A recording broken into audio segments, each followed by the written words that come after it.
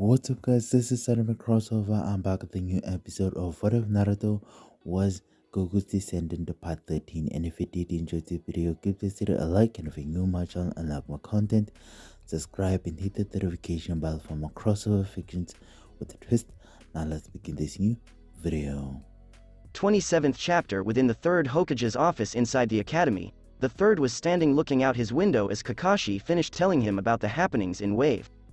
Of the three, Naruto has grown the most, and at an astonishing rate, Kakashi explained. You are correct, he appears to be getting stronger by the day, the Third responded. Nothing could have prepared me for the Nine Tails chakra leaking out of Naruto in such a way. It still holds, but it's concerning. I'd have Naruto's seal examined, but there's someone out there somewhere. I'm sure what he's doing is for the best in the next installment of the Make-Out Paradise series, exclaimed Kakashi. Even though the Third enjoyed his students' books, he couldn't get one thing out of his head. It was a jutsu described to him by Kakashi and used by Naruto. Kakashi, can you describe for me what this jutsu Naruto used against Haku looked like? The Third inquired, turning to Kakashi. Of course I can. As you know, even though I didn't see it, when Sasuke asked what happened up top, Naruto shot some powerful blue beams from his palms. Are there blue beams shooting out from his palms? Kakashi rose from his seat. He said that Naruto was posing like this. Kakashi struck the same position as Naruto, holding his cupped palms forward in preparation for the strike. Naruto calls it the Kamehameha. The Kamehameha. The way Kakashi describes it and the pose he makes, surely it can't be that jutsu. The last time I saw this jutsu in action was during the Third Great Ninja World War, but that was a long time ago, and I can't remember who performed this jutsu. Master Zen Sarutobi was his cousin, but Hiruzen had no idea he understood the jutsu and couldn't remember who executed it because that warrior within that war was veiled. However, based on what Kakashi describes and the fact that Zen was secretly training Naruto, it would seem that his cousin understood the jutsu and had handed it down to Naruto, hinting that he was that fighter. I would ask Zen right now, but he is currently away from the village. Lord Third, is there something wrong? The Third responded with a smile, nothing at all. That is all I have to share. Thank you, and... Kakashi was still holding the stance, he observed. You can stop posing right now. Oh no, Lord Third, I bid you farewell. Kakashi almost forgot. Yes. Kakashi was hurled 4 envelopes, 2 of which were equally as large as the other, with the other 2 catching them inside his arms. That is the mission's pay for you and your squad, as well as the pay for being a ranks. As their teacher, I am counting on you to deliver them to each of them. Kakashi bowed his head, wanting to read more of his book.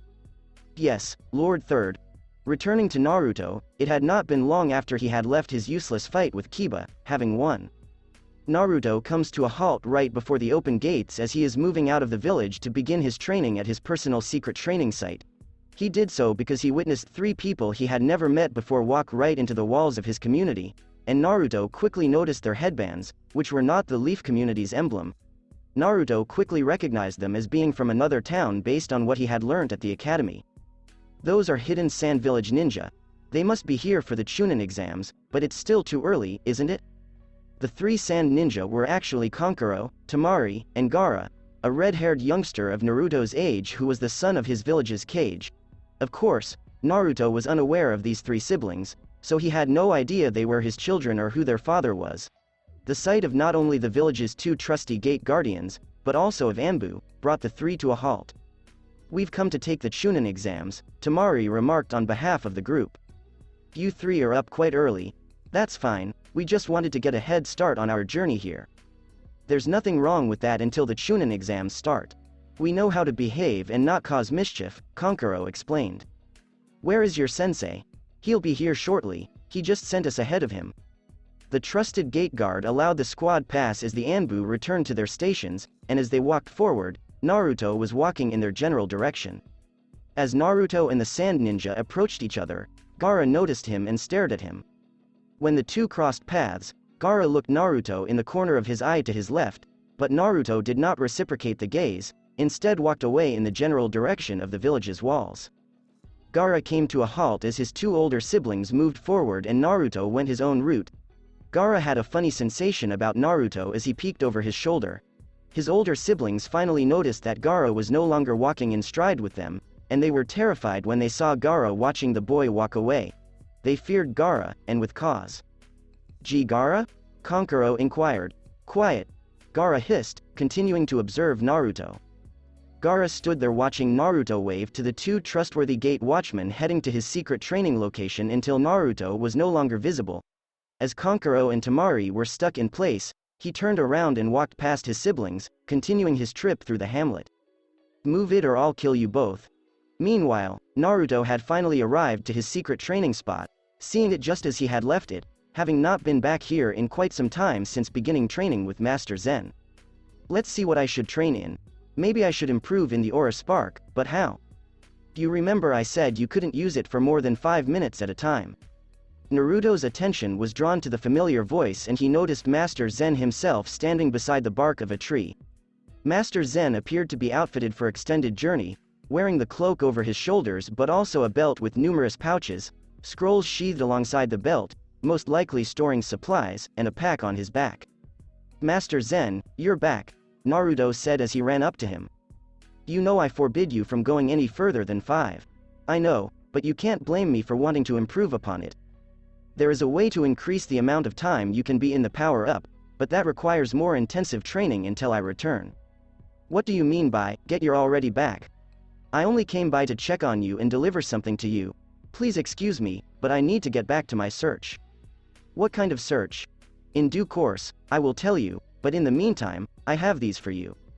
Master Zen reached back into his pouch and drew out a special stack of seals with kanji symbols on them, totaling 10 seals. He extended them for Naruto to take. "Take these seals, they are meant for you." "What are these seals for?" Naruto said as he took them. "Of course, they are for you in your training, primarily with your ki." "With my ki?"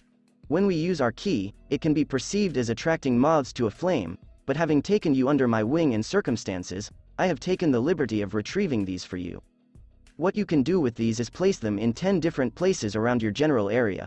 When they are all placed, they together create a barrier, and this barrier is special because once active, you can train in the use of your ki all you want for as long as you want without having to worry about abusing it." "Wow, are you serious?" Naruto asked, smiling. "I'm sure these will come in handy for you. Just don't lose them because they're not easy to make." "You created these?" "I didn't, then who did?" "All in good time, Naruto, and you should know that they have a half-mile radius. That's all there is to it. It's certainly better than nothing." "Thanks. About your Aura Spark, Naruto, I have a suggestion."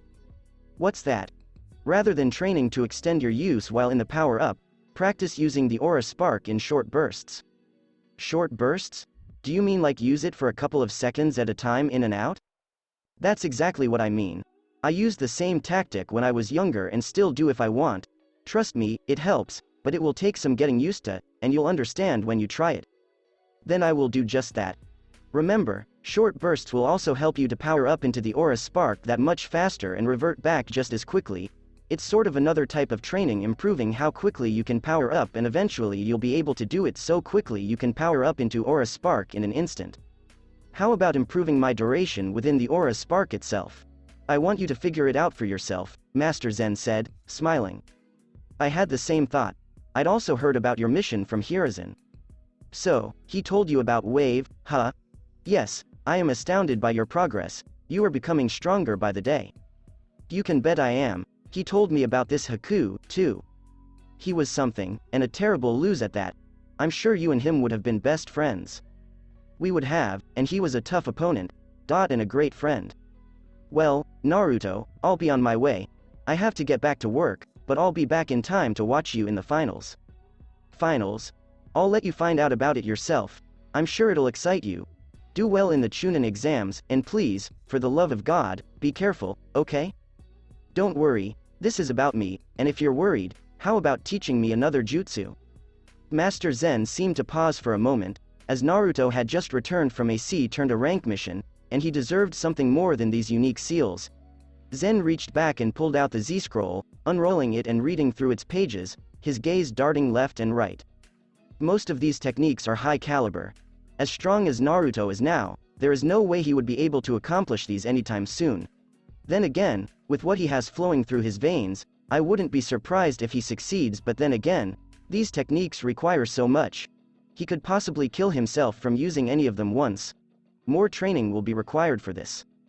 Master Zen appeared to have missed it, but Naruto peered over his shoulder and read a technique scrawled within the scroll that appeared to be a very advanced technique named Dragonfire. What's that? Naruto took a step back as Master Zen rolled the scroll back up, turning at Naruto with quiet who hung his head. Sorry, don't worry about it, but I have something for you. Really, what is it? Naruto exclaimed. This requires advanced ki manipulation, but I believe you can do it, however, it may take some time. So, what's it called? It's a defensive technique called ki barrier. Ki barrier? Yes, and depending on the strength channeled within by the user, the barrier will be that strong. For example, a fireball jutsu is blown your way, and with the manipulation of your ki, you can erect this barrier to shield yourself against it, but remember that you must channel the appropriate amount to withstand the attack. This technique could save you, leaving you unscratched. Sounds promising. Well, here's how you do it. While manipulating your ki, concentrate on channeling it around your body like a dome. When you summon your ki to the surface, it flows rapidly and without shape, but this time shape that ki into a barrier. This takes focus and practice, so don't expect to get it right on the first try. It sounds simple. Oh, you say that now, but wait until you try it for yourself. Right now, take full advantage of those seals, place them, and keep training. Yes, sir. You have a new strategy in mind for using your aura spark and a new technique to accomplish, and I believe that's sufficient. Master Zen, how come you don't teach me any chakra-based jutsu? Naruto, if I did that and your sensei is suspicious, he will take care of that department for you, and with the Chunin exams coming up, I am sure he will try something. Alright, then. Then it's goodbye once more, Naruto. Master Zen waved as he turned around and sprang into the tree line, or rather, it appeared like Master Zen leapt past the trees and into the leaves themselves. Wow, he must have jumped really high or something. Wow, he must have jumped really high or something. Well, I better get started because every second of time is precious to me. Naruto then applied the unique seals, which were technically known as ki suppression barrier seals. He placed them on the trees surrounding his general region, wanting to use the maximum amount of radius they allowed him, and he used meticulous calculation to ensure they were positioned correctly, and he jotted down where he placed each seal in his memory. The reason for this was because when he set these barriers, he had to use chakra to make them stick, and when he did, the seals sort of sunk into the object he placed them on.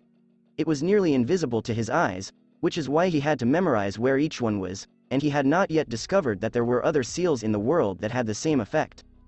Naruto was back in his usual spot, relieved that he could practice using his ki without being seen. He summoned a total of 10 shadow clones, all of whom surrounded him and knew exactly what to do. Assault the original Naruto. Alright then, let's go. Naruto smirked. Returning within the village gates, Sakura began to see the early arrivals of ninja from other countries. She had previously seen ninja from Rain and Grass with their senseis, and now she had just noticed 3 genin from the Land of Wind from the Hidden Sand Village, despite the fact that they were not accompanied by their sensei. Sakura had already slipped out after seeing the gaze and felt the energy that the redhead with the gourd on his back gave off. In fact, when he caught a glimpse of Sakura out of the corner of his eye, she swiftly turned away to avoid his attention. I have no idea who he is, but he creeps me out. Something tells me he's dangerous. Gaara turned to both Temari and Kankuro, putting them on edge as the 3 Sand siblings came to a halt in the center of the roadway. I'm going to go wait for Baki, and the 2 of you can help us find a place to stay. Kankuro answered, You got it, Gaara, no problem. Do not do anything stupid, or I will kill you both. Temari responded instantly, We understand. Gaara swiftly ignores them from his mind as he vanishes through his own body flicker, leaving sand in his wake. As soon as Gaara left, Temari and Kankuro went their separate ways, and Sakura peered over her shoulder to watch the 2 walk away while still thinking about Gaara. As she looked over her shoulder, she didn't notice Konai, who was leaning against a building with her arms crossed over her chest and a very serious expression on her face, and it wasn't about Temari or Kankuro, but about that boy with the gourd on his back, whose name was Gaara. It was at this point that Sakura became aware of Konai. I never noticed her. And look at her now, she's so serious. True, Konai's expression indicates, don't mess with me, but it also shows that she is a powerful lady who should not be underestimated. She was in full serious ninja mode, to put it mildly. Sakura, You will do everything you can to avoid him, Konai said, her gaze fixed on Gaara's final position, as if she was zoning out. Who do you mean by that boy with the red hair? Yes. What exactly is so dangerous about him? Gaara of the Sand is what others call him. And from what I've heard about him, he has never been touched while on mission. No way. You should give this warning to Sasuke as well. What about Naruto? Should I tell him as well? Don't worry about Naruto, I'll find him and tell him. Wherever he is. Do you know where Sasuke is? Sure. At his clan's compound. Well, that's unhealthy. However, Naruto went off training somewhere outside the village walls, but I'm not sure where. I would ask Neji, but you wouldn't want to know how he is, but I will find Naruto. Do your best to stay out of trouble against any other foreign ninja. Attempting conversation is alright but could cause a fight, and if someone gets hurt or worse, could cause problems between this and their village, and even war. What about you, Kakashi-sensei? I'm fairly certain he knows about Gaara. Just focus on informing Sasuke. Right. With a body flicker, Konai vanished from her position, while Sakura took to the roofs, headed towards the Uchiha compound. Meanwhile, returning to Naruto, the last shadow clone blows up in flames as he appeared to be powering down from his aura spark state, taking deep breaths and wiping sweat from his brow. He was amazed that he was already seeing effects and thought it was almost time to take a break. He'd been training for almost an hour. He could normally continue on for another 4 or 7 hours if he wanted, but he was teaching himself to enter and exit aura spark in bursts. As a result, it was draining him even more. Man, going in bursts is a little frustrating. I mean, when I power up or turn it on, it makes me stronger, but it also saps my energy away almost as quickly when in full use. Something tells me that if Master Zen trains me in maintaining my power of the aura spark while in its state, I will be able to manage my power more stably. Like I won't drain so quickly, but there is also the strain it puts on my body the longer. Naruto cracked a grin, thus extending the time I can be within it. Yeah. However, Naruto's smile faded and he frowned. But only Master Zen can help me there, and he's not here. I can probably do it myself in my own way, but something tells me that Master Zen's methods of training would be superior. Man, with all this on my mind, I seriously need to take a seat somewhere, relax, and think. Naruto wipes the sweat from his brow before making his way back through the forest to the settlement. Sakura had been hunting for Sasuke all across the Uchiha compound back inside the village gates, but he was nowhere to be found? He said he would be training here. Where did he go? Naruto had returned to the village and was now strolling the streets when he came to a halt, looking over his shoulder. Behind him was the most hideous disguise, which appeared to be a box fashioned to look like a rock. The question was why a rock would be rectangular in shape with eyeholes and why it would be in the center of the street. Konohamaru, you're busted. Dang it, Konohamaru is revealed by a puff of smoke. How do you keep finding me, Naruto? It wasn't difficult. You're really good, but don't think I won't catch up to you. Do your best, and you may, but what do you want this time, Konohamaru? I'm in the middle of something right now, and I don't have time to play. I'm trying to prepare for the Chunin exams. I just wanted to see if I could get a jump on you, but your senses are as sharp as ever.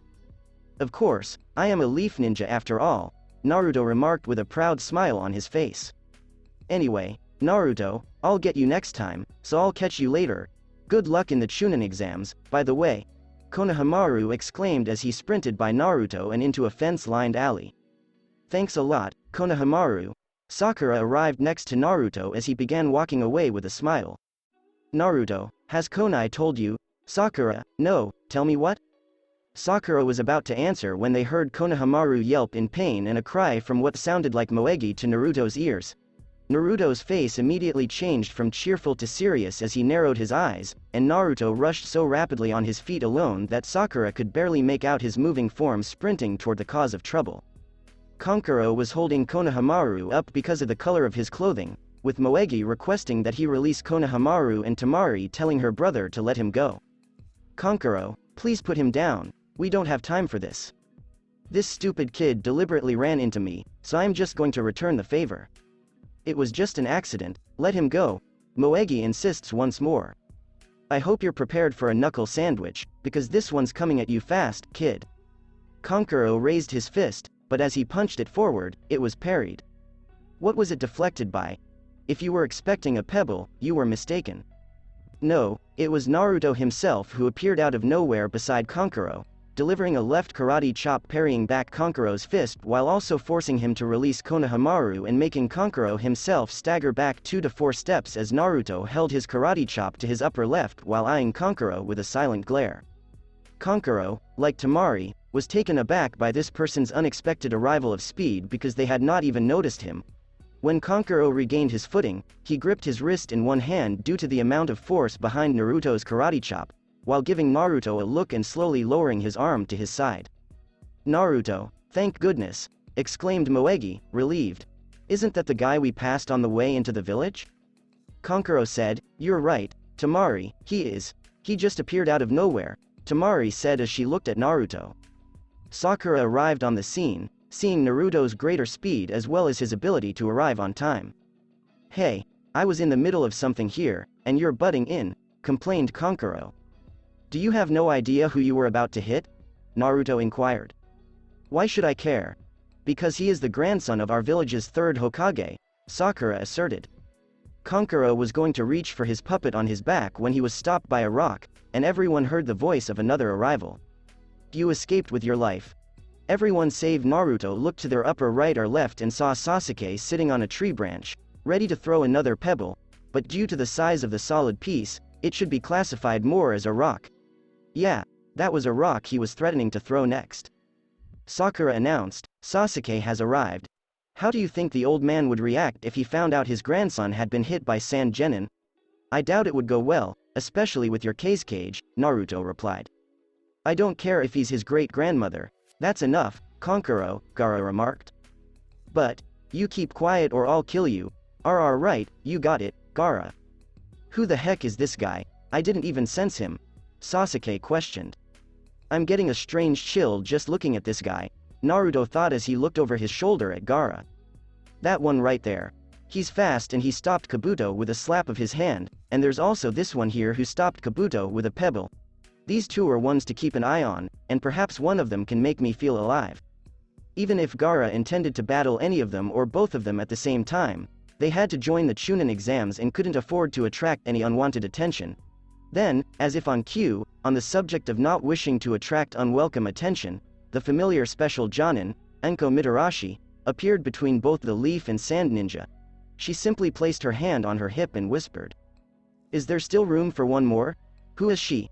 Sakura thought, not having seen her before. "Crazy snake woman," said Naruto. "Well, it's good to see you too, but what I really want to know is what a group of Leaf and Sand Ninja are doing deep within this alley here?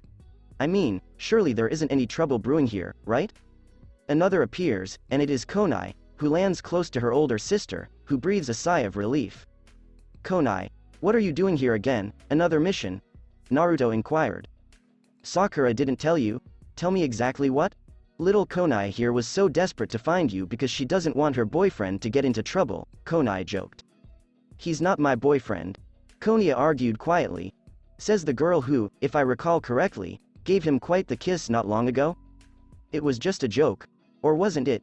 Sis, I believe the situation is worsening right now. I apologize for any trouble he may have caused any of you," Gaara replied abruptly.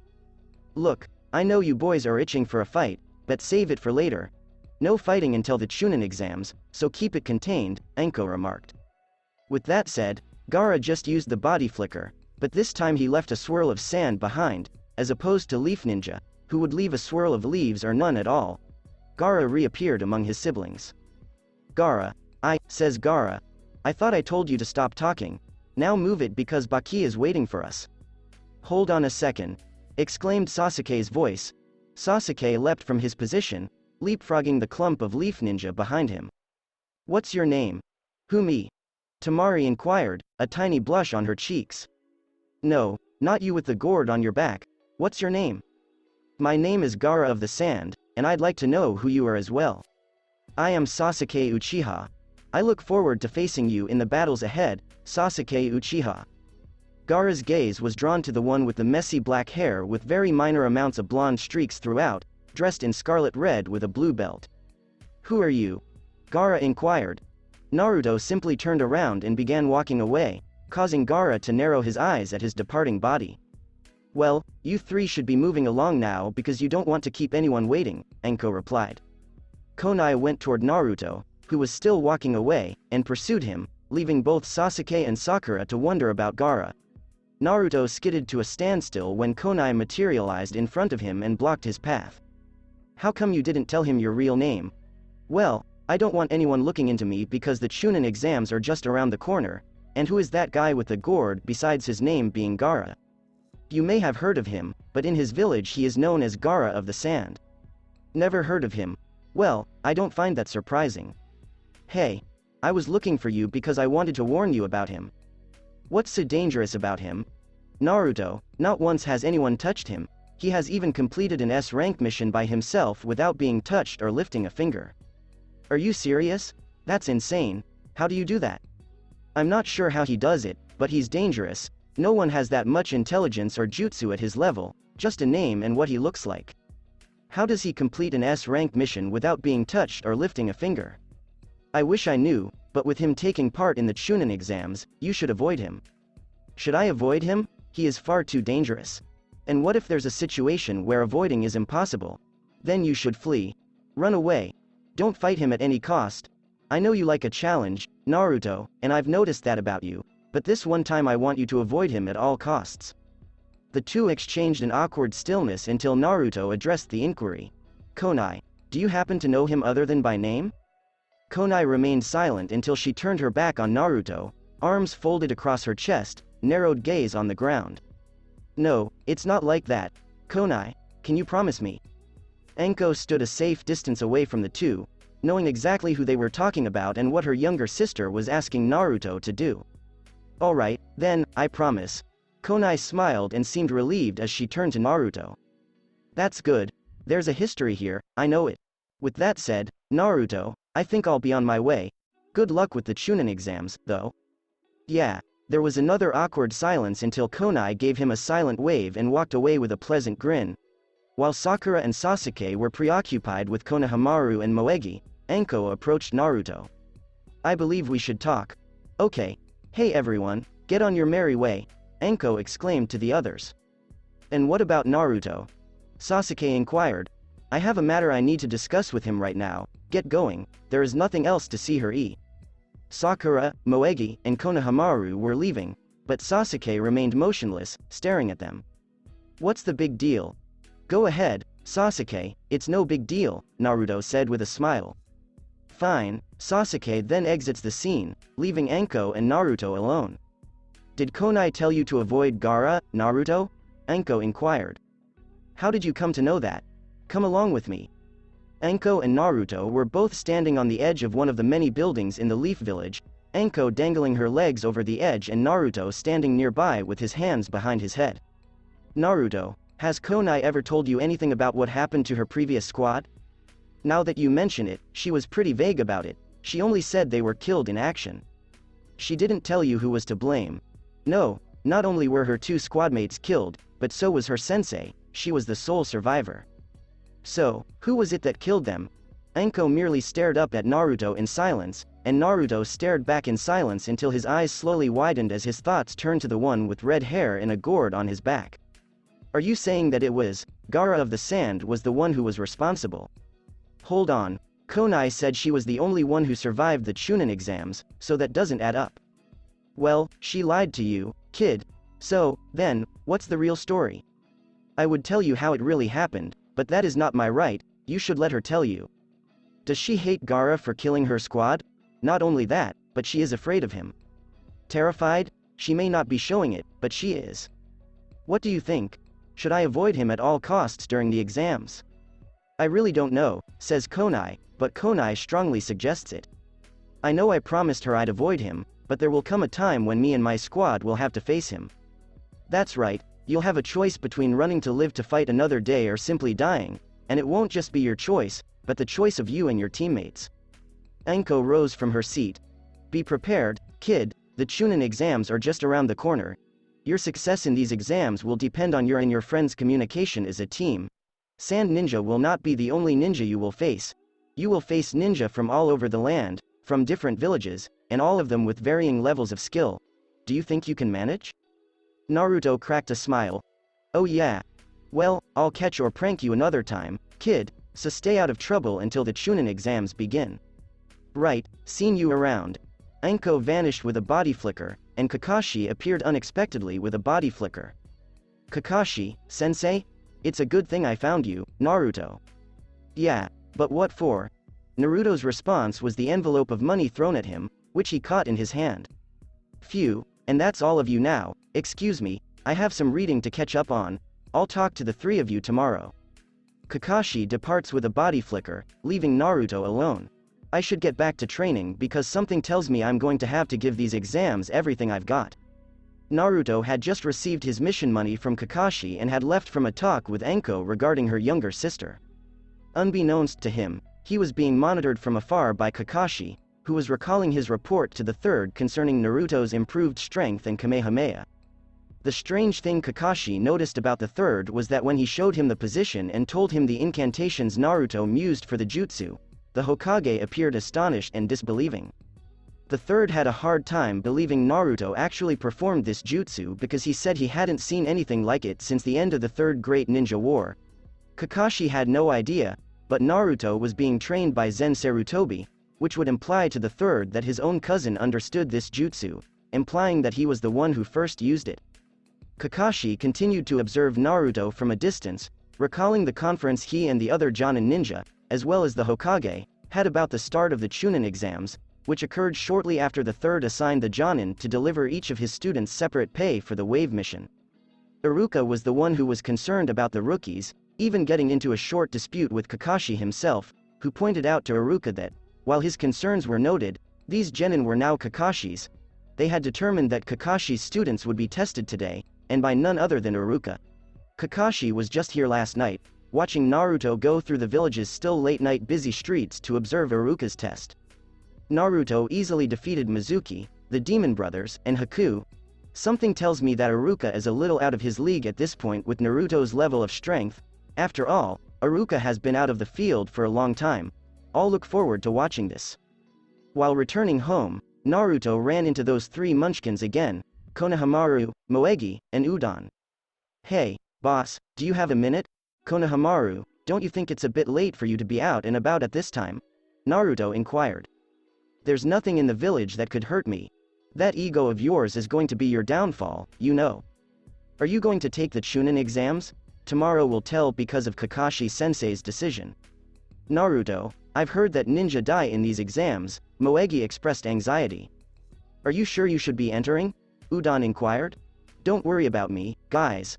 My friends and I will make it out alive, I promise you. A person appears out of nowhere and takes Moegi, carrying her to the rooftops while she screams for help. Moegi! Exclaimed Konohamaru. As Konohamaru springs up, Naruto quickly reaches up and grabs the back of his collar, dragging him back down and slamming the youngster on his buttocks on the ground. You stay, Konohamaru, I'll handle this, wah. I said to stay. Naruto moves with pure speed, vanishing from his position without employing a jutsu. Moegi continued to plead for her abductor to release her, and when the kidnapper looked over his shoulder, Naruto appeared in midair, shocking the kidnapper. Naruto lunged for Moegi's foot and was about to grip it when the kidnapper used the body flicker and vanished with Moegi.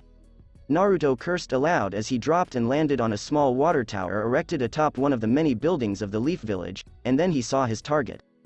He rushed from his perch and landed on soft grass, catching sight of Moegi, who was tied to a tree with a white cloth tied around her mouth and a kunai held to her throat by the abductor. Naruto clearly observed the kidnapper because of how he was dressed like a ninja from another village, and if Naruto recalls learning of other villages, this ninja's headband informed him that he originated from village Hidden by Rain.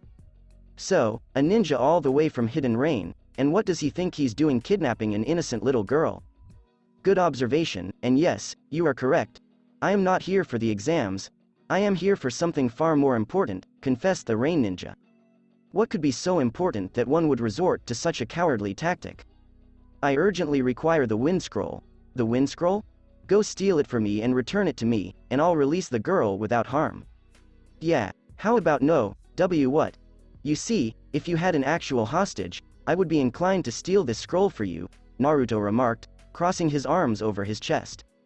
What are you talking about, blind? I have a hostage right here. Are you certain about that? I am sure. Are you absolutely certain? I am absolutely certain. Well, the thing is, I don't see a hostage but straws, Naruto stated with an arrogant grin. The Rain Ninja looks around for his hostage, but all he sees is a straw facsimile of what is meant to be Moegi chained in her place. What happened to her?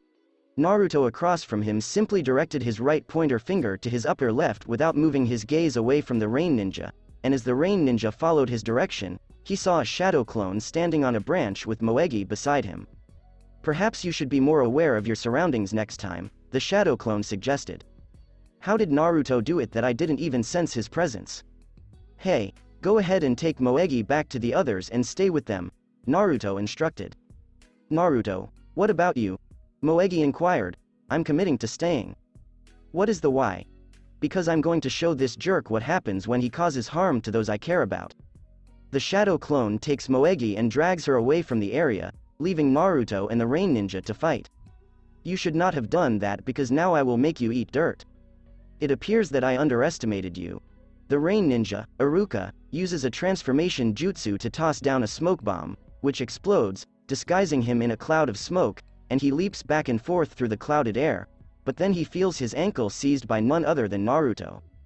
Looking down, he can see the rage in Naruto's eyes as he howled, spinning the disguised Iruka around in a complete 360 again, and again, and again, and again, and again, and again, and seemed to spin Iruka around more, and faster. Naruto then lets out another roar, tossing the Rain Ninja into a dragon throw as the Rain Ninja crashes through a fence and tumbles down the dirt before coming to a stop and flipping himself back up to his feet. This is already getting out of hand.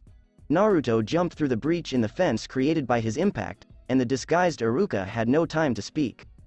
Iruka was obliged to defend himself because Naruto was already ahead of him, delivering his lightning-fast punches and kicks, which Iruka did his best to block and keep up with.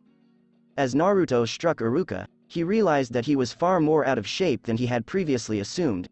In fact, some of Naruto's attacks were now brushing him as Naruto's speed behind all of his strikes began to accelerate. Iruka was honestly startled and shocked that Naruto was this strong, making him believe the legends he had heard about Naruto's heroism and wins in the Land of Waves from his other friends. Iruka ducked beneath a strike from Naruto's back that came from Iruka's right, but Naruto swiftly made amends by planting the bottom of his right foot into Iruka's stomach. Naruto sent the Rain Ninja flying through the air before performing the Shadow Clone Jutsu as 6 more Narutos appeared, leaving Iruka on edge. Okay, this needs to stop, Iruka said in his thoughts. Here I come, Naruto said as he and his shadow clones sprinted towards their foe. Kakashi sprang out of nowhere, his arm circled around the disguised Iruka's neck before pushing him down into the ground, completely knocking him out, and his unexpected arrival caused Naruto and his clones to pause in their tracks. Kakashi-sensei, says the teacher. Naruto, why am I not surprised? Kakashi questioned, his eyes twinkling. What exactly are you doing here? Well, I was sent on a mission by the Hokage to scout the village, and that mission involved this man here. Who is this guy? That's right, you see, we had received intelligence from a contact in Hidden Rain that a spy would be sent in to steal vital information. He said something about wanting a wind scroll. I see, I'll make sure to bring that up to the Hokage, as well as your involvement. You're quickly becoming quite the ninja. Thank you, Naruto exclaimed, smiling. Then I'll be off with this one. As Kakashi lifts the Rain Ninja over his shoulder, Naruto expelled his shadow clones. Remember to congregate tomorrow at the usual location, as you and others will have my response based on your participation in the Chunin exams. Okay. Until tomorrow, take care. Kakashi and his ostensibly caught target departed with a body flicker, leaving Naruto alone. I should check on the others and see if they're okay. After several hours, both Iruka and Kakashi were standing in the Third Hokage's office, Iruka still rubbing the spot where Naruto kicked him. Are you okay, Iruka? Kakashi inquired. Yeah, but I didn't expect this much from Naruto. He has grown stronger than we anticipated, the third stated. In fact, if it had gone on any longer, I would go so far as to say that I would have lost. Or maybe you're just out of shape these days, Kakashi suggested. After all, you've been cooped up behind a desk teaching the younger generation. Thank you. I guess I'll have to start training all over again. So, Iruka, are you satisfied with Team 7's results? The third inquired. Sakura did well, and Sasuke was fantastic, but Naruto was just what? Amazing and terrifying, scary. Seeing someone dear to him in danger, he was so serious and angry. I, too, saw something, Kakashi responded. Of the three of your students, Kakashi is the strongest right now, there is no doubt in my mind, Iruka said. What kind of training did you put Naruto through? That's what I've done. I've given them pointers and aided them in areas they lacked, giving each of them equal attention to the best of my ability, especially within Wave, with Naruto being an exception due to his injuries. After his recovery, he was stronger than he had ever been. Do you think it's a bloodline? After his full recovery, he became stronger? But this is where it gets confusing for this part of the interesting case that is Naruto. Nowhere in his family line, even the Uzumaki clan, did they have this kind of amazing trait. Kakashi pointed out. It seems that when he comes back from a fight, be it losing or winning, that can also depend on how serious the injuries he takes. As he recovers, he gets stronger. That is an amazing trait that anyone would kill to have. Iruka, think about it. Who wouldn't want something like that? Becoming stronger from the recovery of your last battle, which I believe depends on the state he was left in. Naruto was severely injured in his battle against Zabuza, and I even learned through Konai mentioning to me that Naruto felt he was getting stronger even during his recovery. Intriguing indeed. Lord Third, may I suggest conducting research into Naruto's origins? Why do you suggest this, Kakashi? For one thing, it will help us understand more about Naruto, and I believe we may come across something amazing. I'll conduct this investigation myself then. Are you going to approve your team's participation, Kakashi? Iruka inquired. I am fully capable, I say. Iruka appeared to frown. Don't worry, Iruka. If I didn't believe they could pull it off, I wouldn't be doing it. You've raised them to be fine ninja. I believe in them, and you should too. You're right, I'll believe in them and Naruto as well, Iruka added, smiling. Meanwhile, Master Zen was pacing through the sands of distant Wind Country, contemplating what he should do with Naruto's abilities. What he meant was how Naruto's power was divided into two, Chakra and Ki. The truth was that, despite being termed by distinct names due to different origins, the two were nearly identical.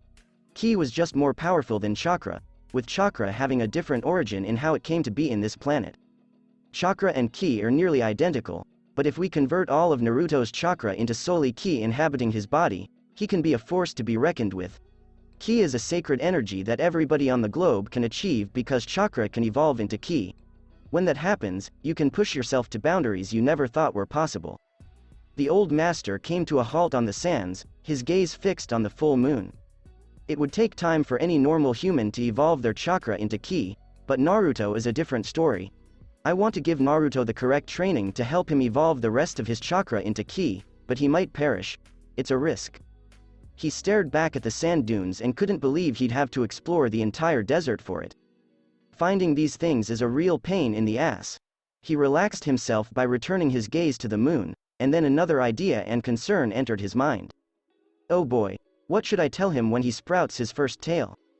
As the three genin waited on the little bridge, Kakashi would make his final judgment regarding their participation in the Chunin exams. They had planned for Kakashi to come 3 hours late, but to their amazement, Kakashi emerged on the bridge with them. Well, this is a pleasant surprise, he's actually on time, Sasuke stated.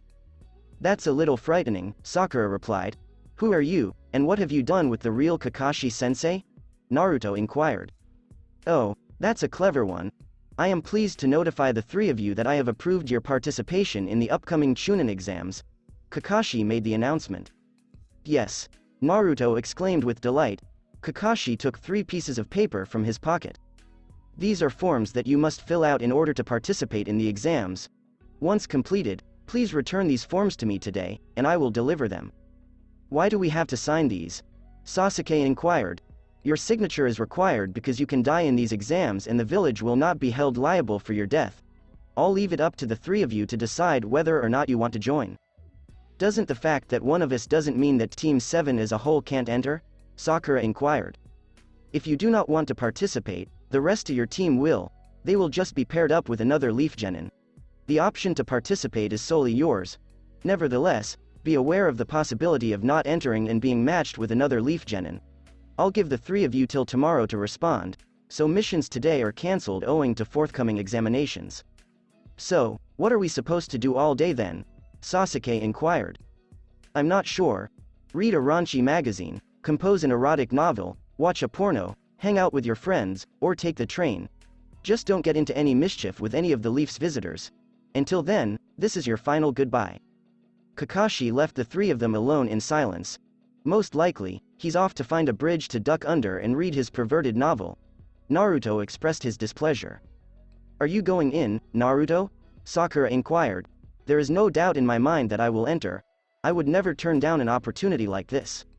I'm guessing your answer is the same as Naruto's, Sasuke? Of course. Naruto was already preparing to leave. I'm guessing you're off to train? Sakura inquired. You know it. Naruto responded by fleeing. Sasuke proceeded to leave, leaving Sakura to consider whether she should enter or not, and whether she was even prepared for such a thing. Sasuke, would you and Naruto hate me if I didn't enter? Sasuke came to a complete halt. It's all up to you, Sakura. If you choose not to participate, the team will not hold it against you. Kakashi also stated that a reserve genin would take your position. You won't be a hindrance if that's what you're thinking, but remember that without you, Naruto and I will not be as one. He is correct. I'm not going to doubt myself right now. I must believe and trust in myself. I shall not be an impediment. Sakura walks away, surprising Sasuke by not trying to ask him out, not that the thought was ever on his mind.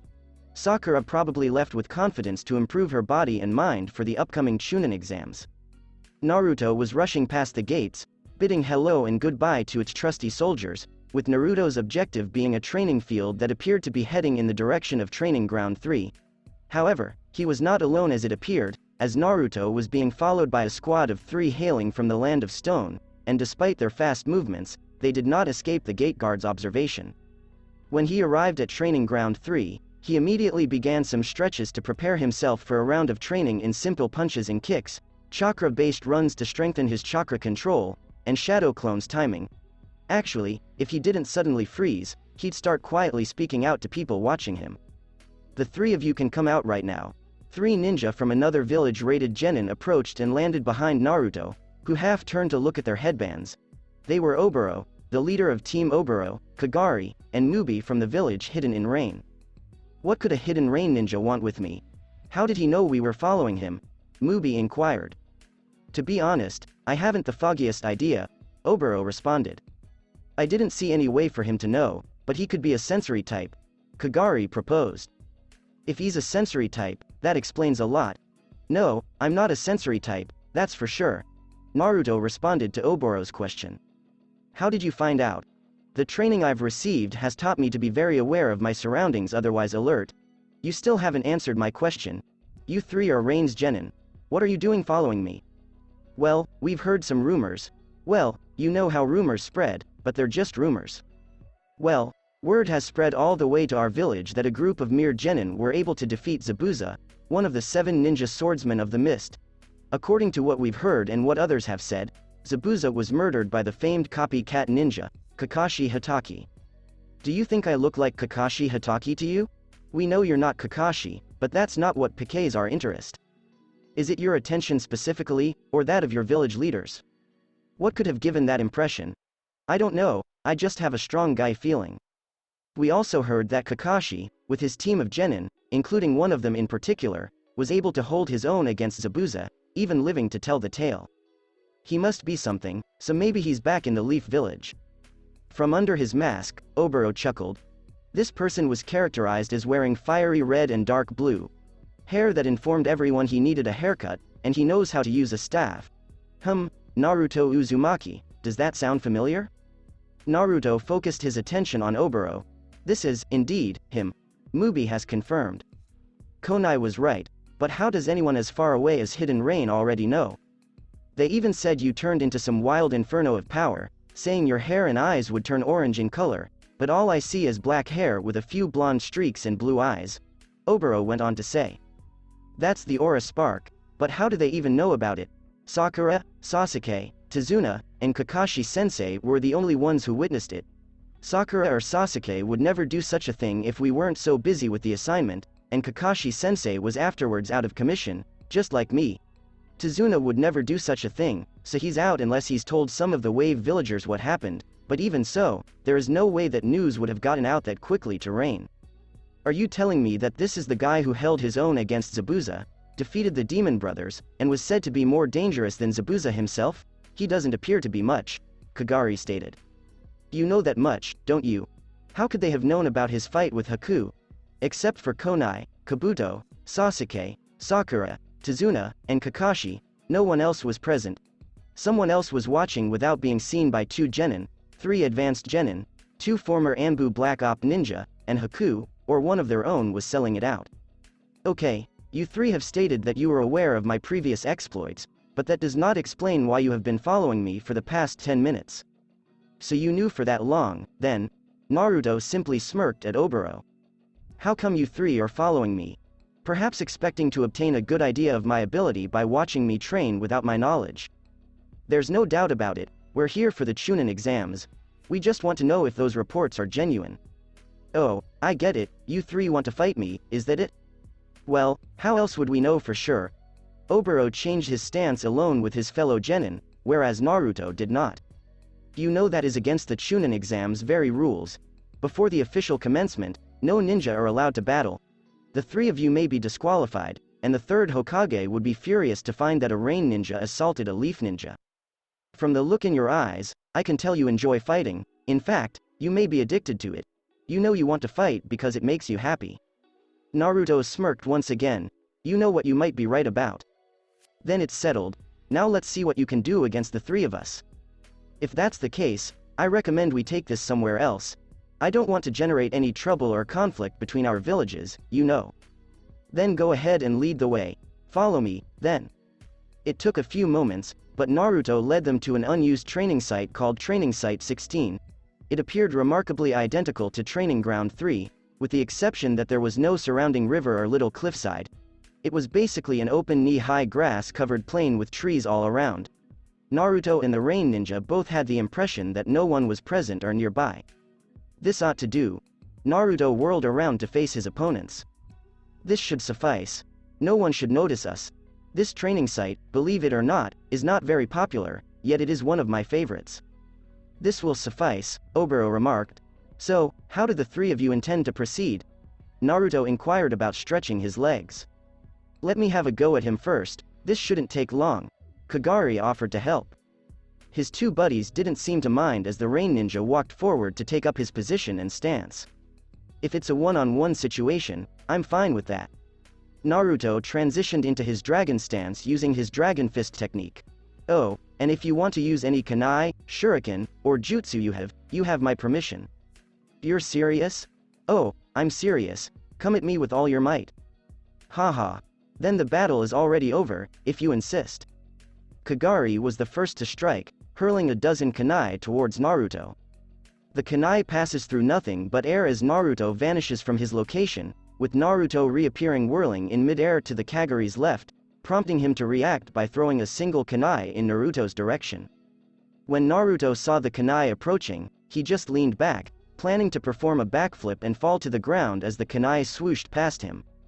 Naruto planted his hands on the grass, briefly supporting himself before falling upside down. Naruto notices his opponent ahead of him and launches another storm of kunai in his direction. Naruto dodged the single kunai and was now dodging the second volley of kunai thrown at him as his palms planted on the grass. Naruto reappeared behind him, but this time he was cartwheeling backwards away from the Kagari, building distance between himself and his opponent before flipping himself into a knee-crouch posture. He's lightning fast. As he peered over his shoulder at Naruto, Kagari muttered. Believe me when I say this is nowhere near my true speed. Naruto responded by rising up again. Kagari turned to face Naruto, now armed with kunai in both hands. Naruto then did something that quickly irritated Kagari. He signaled with his palm for him to attack, and it worked. Kagari charged at Naruto, cutting his kunai at him, but Naruto evaded each strike as he moved back and forth while the ninja surged forward at him, 2 leaping from one region to the other. While Naruto was doing this, he was smiling, indicating that he was having a wonderful time, but his opponent wasn't because he hadn't yet landed a single cut on Naruto. Naruto leaned back, the sharp edge of the kunai just missing his nose, yet the kunai returned to him. It was countered by Naruto rolling away along the grass to his left as the kunai slashed through the air above his head, followed by Naruto throwing his own kunai back at his opponent. Naruto's thrown kunai knocks Kaguri's right kunai out of his hands, but he effectively responds by throwing his remaining kunai at the crouched Naruto.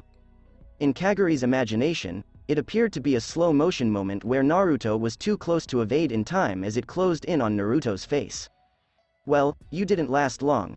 That is when it occurred. Naruto vanished, reappearing before him low, performing a right uppercut to Kaguri's jaw, sending him groaning in pain into the air. Kagari falls to the ground, with Naruto still holding his fist above his head while Oboro and Mubi look on. Okay, so this is an advanced genin, Oboro mumbled. Kagari sat up again, peering at Naruto, who lowered his arm in astonishment. How did you manage to avoid my kunai from such close range? You shouldn't act surprised. I'm sure anyone with enough training can do something as simple as that. This guy didn't use the body flicker, which was his own speed on his 2 feet. I've had my fair share of opponents, but I've never seen someone dodge a kunai at that close range until now. This guy is a true advanced genin. Are you ready for some more? Kagari rose to his feet, planning a strategy.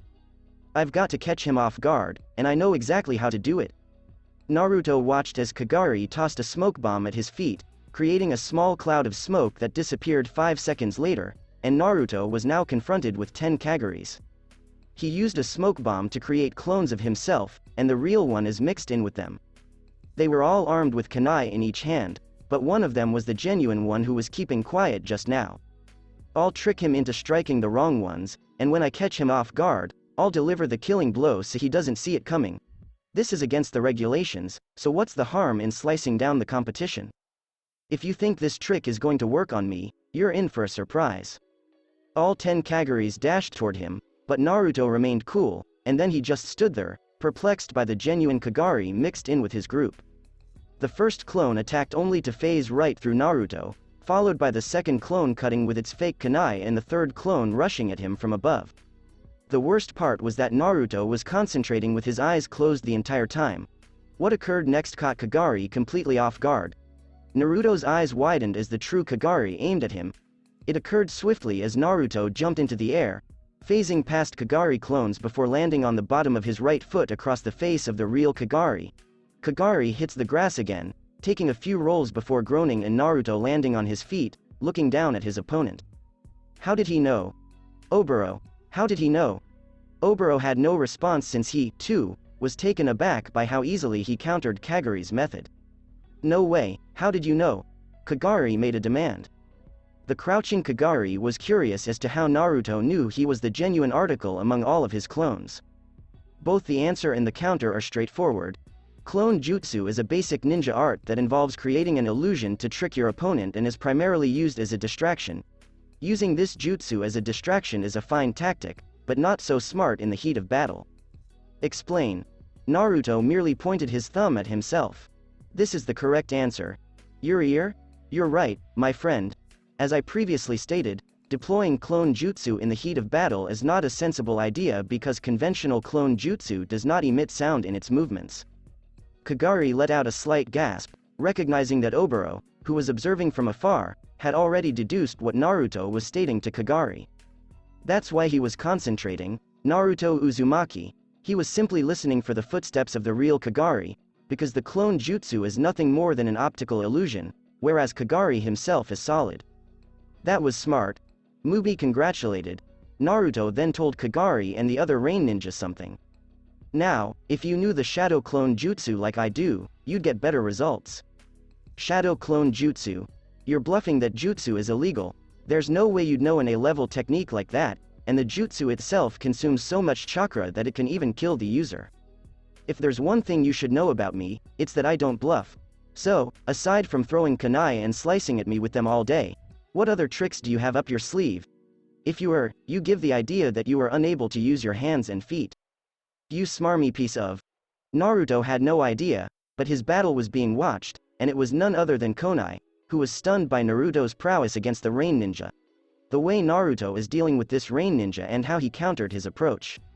Wow, Naruto, you never cease to amaze me. Konai would have intervened, but she chose to kick back against the tree's bark and watch from beneath the leaves. Are there any other tricks up your sleeve? Naruto mocked. You haven't seen anything yet, have you? Kaguri's hand seal caught Oboro's attention. Kagari, not at all, but we'll save that for the Chunin exams. Damn. Well, that's a bummer, I wanted to see what you had there. Mubi came beside Kagari with a body flicker. What exactly are you doing, Mubi? Kagari, how about we both take him on at the same time? Mubi inquired quietly. We all agreed here one-on-one, didn't we? He did it, but we didn't. You know what, you're right. Naruto observed as the two of them conversed until they both turned their attention to him and assumed their battle stances. So it's 2-on-1 now, and that's fine with me. Kagari and Mubi both ran toward Naruto, who was bracing himself for their assault, with Kagari leading the way and Mubi abruptly stopping behind him to perform an earth jutsu. Mubi continued dashing for Naruto, leaving Kagari in a cloud of dirt. As Naruto kept his ground, waiting for Kagari to approach, Kagari suddenly swooshed out a demon wind shuriken, spinning it within his hand. It was at this point that Naruto realized he was going a little too far. Kagari then abruptly came to a halt, hurling the demon wind shuriken forward. Seeing the weapon approaching him from her hiding position, Konai became concerned and was about to intercede when Naruto drew out his Z-staff, extending both ends and rapidly spinning it with both hands. Naruto waited for the weapon to approach, and when it did, he just howled and swatted the demon wind shuriken back toward Kagari, and it was moving quicker. Because of how quickly his own weapon was returned to him, Kagari was compelled to strike the deck. At the same time Naruto was countering Kagari, a hand erupted from the ground beneath him and grabbed his leg, forcing Naruto to snap his vision to Mubi's hand clutching his right leg. This is Kakashi-sensei's headhunter technique, says the instructor. Everyone knows what happens next as the victim is drawn beneath the ground, but Naruto stopped this jutsu by slamming the bottom end of his staff into the ground with all his strength. Naruto appeared to have reached his mark until Mubi's hand freed him from his grasp, the advanced genin springing away to a new position. Mubi emerged from the ground, his hands resting on the top of his head, where a massive bump can be seen. Nice try, but I've heard of that jutsu before. My sensei uses it and has taught me all about its benefits and drawbacks. Kagari appeared beside him in midair, exiting from a body flicker, striking a kick aiming from Naruto's ribcage from Naruto's left, but it was deflected by Naruto's staff, who then countered with his own blow. The impact of Naruto's left foot thrown into Kaguri's stomach sends the rain ninja sliding back through the air and landing on grass. That's all there is to it. Mubi spoke up. After digging himself out of the ground, Mubi finally faced Naruto head-on as Naruto emerged to meet his charge. Mubi was armed with a kunai, while Naruto was armed with his staff, twirling it in his hand. When the two met in the center, Mubi was faster, hitting his kunai forward, but Mubi and his kunai just phased through, exposing to Mubi that it was nothing more than a simple clone. Surprisingly, the real Naruto delivers his right fist across Mubi's face, knocking the rain ninja off his feet, while the clone Naruto phases through and fades away. Mubi was disarmed as his kunai fell out of his hands due to the strength of the punch. Naruto is once again standing tall between the two grass ninja who have yet to touch him. When did he make use of a clone? Mubi, who was lying on the ground, wondered aloud. I used it while you weren't looking because you were busy pulling yourself out of the ground. Naruto has been unveiled. Mubi and Kagari stood erect once more, this time on opposing sides of Naruto, Mubi in front and Kagari in back. You should never take your eyes off your opponent. Naruto assisted with tutoring. Don't treat us like a bunch of academy students. Well, I think the two of you should hurry up and step up your game because I'm barely warming up over here. He's what? In his thoughts, Oboro exclaimed out. He has to be bluffing because both of us have been giving it our all. Kagari thought to himself. You're lying. Mubi has been charged. No offense, but no, I am not, and I know a couple of fellow genin friends who are much faster, stronger, and wiser than the two of you. I've also informed you that I don't bluff. It's true that Mubi and Kagari have been giving it their all, but we want to save our full strength for the Chunin exams. Naruto Uzumaki believes he is only warming up and that he knows other ninja considerably better than Kagari and Mubi. The Hidden Leaf Village should be feared for good reason. This person has yet to reveal anything significant. All he has shown is his great fighting ability in taijutsu, proficiency with his staff, and knowledge. If he isn't even trying or warming up, as he claims, how strong is he when he fights to the death? So, shall we begin round 2? Naruto inquired. Kagari and Mubi, that's enough. Oboro spoke up. Their gaze was drawn to Oboro, who was standing nearby. What exactly do you mean by enough? Mubi objected. You heard me, this little sparring match is over. Oh, so you claim it was a spar? Naruto was perplexed. What you have left to reveal is to be saved for the Chunin exams. I don't want anyone learning of our arsenal. But there's nothing, Oboro remarked aloud, effectively silencing Kagari. Naruto retracted the ends of his staff and stowed it. Damn. Kagari pronounced a curse. Now, let's go. Naruto was left staring as Kagari and Mubi as they materialized beside Oboro via body flicker. Naruto Uzumaki, until we meet again. Team Oboro fled from their location, returning to Leaf Village, leaving Naruto behind. For the sake of the three of you, you better fight me with everything you've got until then. Naruto. As Konai appeared close to Naruto, he recognized the voice. Konai. What did you think you were doing fighting Rain Ninja like that, Naruto? Hey, hold on there, they've challenged me. Yeah, and you agreed. What if it got out of hand? If the Cage of Rain discovers that a squad of Rain Genin were murdered by a Leaf Ninja before to the start of the Chunin exams, that alone can cause a war. Hold on to your Konai. What are you talking about? I wasn't attempting to kill them. But what about the way you were handling those two? No, I wasn't going to give it my all right away. Oh, I thought you were. Come on Konai, I know you're smarter than that. With the Chunin exams approaching, there is no way I would tell everything. In respect to the battle, you heard the guy claim it was all just a spar. You just get stronger and stronger. I wouldn't be surprised if he was stronger than Haku by this point. Besides, I think those two were trying to kill me. You've got a point with that one guy using that shuriken of his. He was about to use some kind of jutsu, but the other guy stopped him. I'm sure they're saving that one for the Chunin exams. Konai, I have a question. What? Are you, by chance, following me? What exactly are you talking about? I mean, you showed up with your sister yesterday about the sand ninja situation, and now you're here. Are you following me? No, I wasn't stalking you. I was just passing through the village when I noticed those ninja following you. I was eating dango when I discovered them, and if that's what they mean by stealth, they need to work on it. Konai then observed Naruto simply smiling at her. What, don't worry about me, Konai, I'll be fine. Believe me when I declare that these Chunin exams will not be the end of my career. It appears that you are not in good health. If the Rain Ninja know about you, perhaps others will as well, and Genin are still entering the hamlet. Speaking of which, I was shocked that they knew so much about what happened at Wave. Yeah, I overheard that. How? Perhaps the people of Wave have been telling the stories, and they've just spread through themselves or tourists. He may not have known all the details, but he was aware of my aura spark. Yeah, and it worries me not so much that they know about it, but how they know about it. At the very least, they don't know about my other techniques.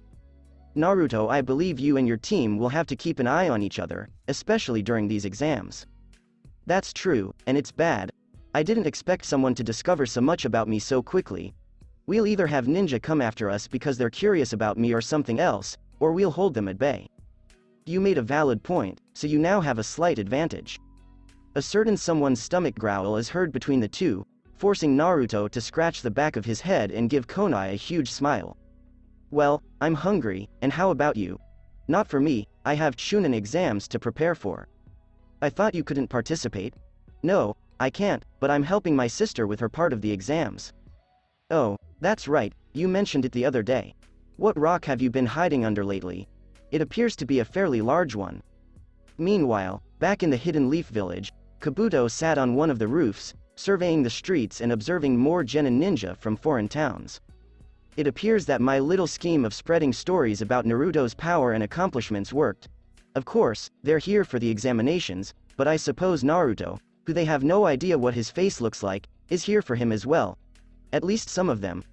Naruto will have some opponents to worry about in the second phase of the Chunin exams now that his power is known, and when he battles, I will continue to accumulate that much more data on him for Lord Orochimaru.